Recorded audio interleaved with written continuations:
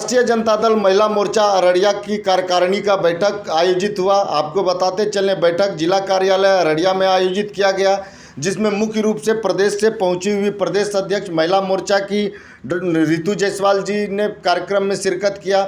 मौके पे अररिया जिला के सभी प्रखंड से आए हुए महिला मोर्चा की प्रखंड अध्यक्ष, प्रदेश महासचिव सबों ने भाग लिया।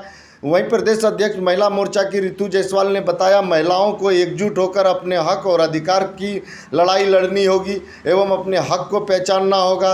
साथ ही मौके पे आपको बताते थे अररिया जिला अध्यक्ष मनीष यादव जी, प्रधान महासचिव मनोज विश्वास के अलावा सभी प्रखंड से जो सम्मेलन हो रहा है इसमें क्या कहेंगे?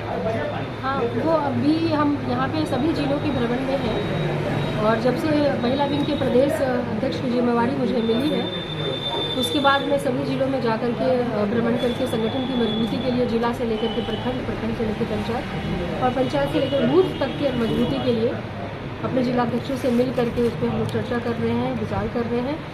सभी महिलाओं को राष्ट्रीय जनता दल के प्रति जोड़ने का काम कर रहे हैं। तो ये मेनली आप कह सकते हैं कि संगठन की मजबूती के लिए मैं अभी आपके अररिया जिला में यहाँ पे आ रहा हूँ। किस तरह का काम करेंगे?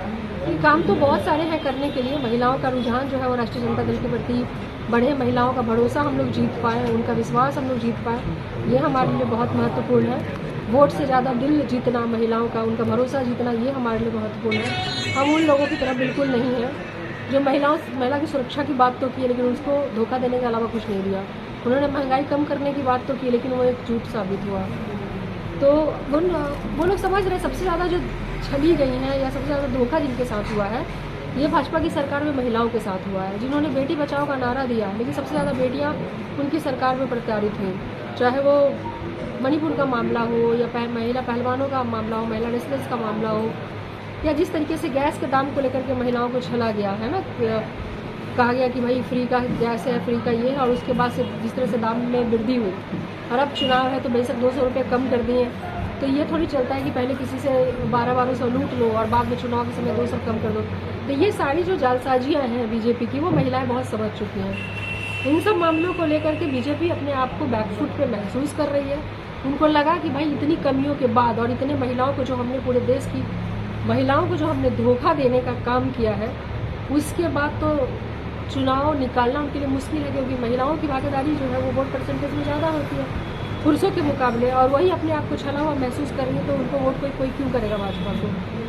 तमाम तरह की बातें हैं, उस पर वो बैकफुट पे है। बैकफुट पे आने के कारण एक फ़ायदा ज़रूर हो गया महिलाओं को, चाहे वो दिखाने का ही हो, कहते हैं ना कि तस्तरी में लड्डू परोस के फिर हटा दिया गया। लेकिन चलो, एक बात की खुशी है कि महिला बिल जो है वो पास हुआ।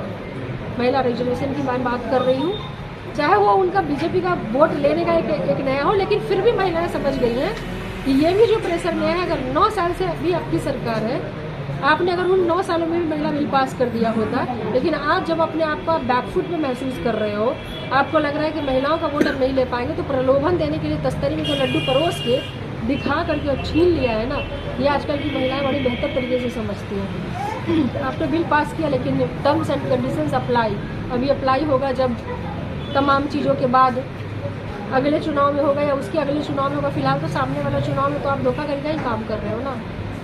इसके अंदर भी बहुत सारी चीज़ें हैं। जिस तरह के शुरुआत से संविधान में 1950 में संविधान लिखे जाने के साथ ही रिजर्वेशन की बात हुई कि जो लोग जो कहीं मुख्य धारा में पीछे छूट गए हैं, वैसे लोगों को बराबर में लाने के लिए उनको रिजर्वेशन देने की ज़रूरत है।